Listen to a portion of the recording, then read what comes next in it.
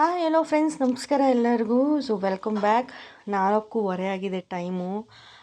ಸಿಕ್ಕಾಪಟ್ಟೆ ಜೋರು ಮಳೆ ಬರ್ತಾಯಿದೆ. ಮಳೆ ಬರೋದು ಒಂದು ಕಡೆ ಖುಷಿ, ಆದರೆ ಒಂದು ಕಡೆ ಬೇಜಾರು ಅಂತ ಹೇಳ್ಬೋದು. ಯಾಕೆ ಅಂತಂದರೆ ಈ ಮಳೆಯಲ್ಲಿ ಸ್ಕೂಲ್ ಕೆಲಸ ಮಾಡೋದು ಸ್ವಲ್ಪ ಕಷ್ಟ.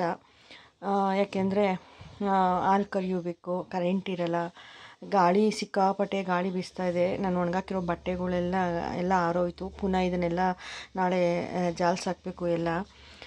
ಹಸ್ಗಳ ಮನೆಗೆ ಹೋಗೋಣ ಅಂತ ಆಲ್ರೆಡಿ ಹಸ್ಬೆಂಡ್ ಮತ್ತು ನನ್ನ ಮಗಳು ಇಬ್ಬರು ಹೋಗಿದ್ದಾರೆ ಹಾಲು ಕರಿಯೋದಕ್ಕೆ. ಸೊ ಇಲ್ಲಿ ಒಂದು ಹಸು ಪಾಪ ನೆನೀತಾ ಇದೆ. ಹೀಗೆ ಹಸುಗೆ ಎದುರಿಗೆ ಗಾಳಿ ಬೀಸ್ತದೆ ಮತ್ತು ಮಳೆ ಸಹ ನೆನೀತಾ ಇದೆ.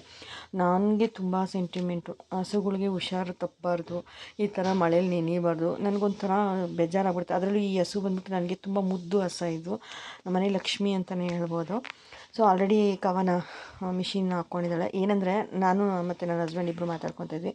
ಸೊ ಒಳ್ಳೆ ಕೆಲಸ ಮಾಡಿ ಜನ್ರೇಟ್ರ್ ಹಾಕ್ಸ್ಕೊಂಡ್ವಿ ಅಂತಂದ್ಬಿಟ್ಟು.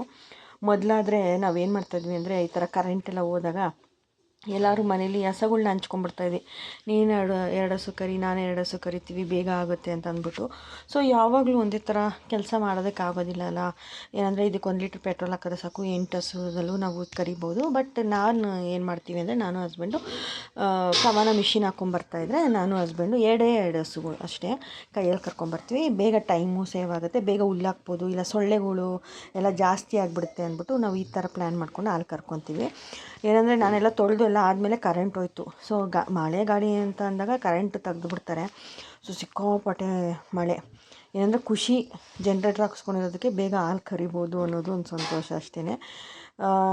ಏನೂ ಮಾಡೋಕ್ಕಾಗಲ್ಲ. ಸ್ಕೂಲ್ ಕೆಲಸ ಅಂದರೆ ಏನೇ ಮಳೆ ಗಾಳಿ ಬಂದ್ರೂ ನಾವು ಕೆಲಸ ಮಾಡಲೇಬೇಕು. ಮುಂದಿನ ವೀಡಿಯೋದಲ್ಲಿ ಸಿಗ್ತೀನಿ. Thank you.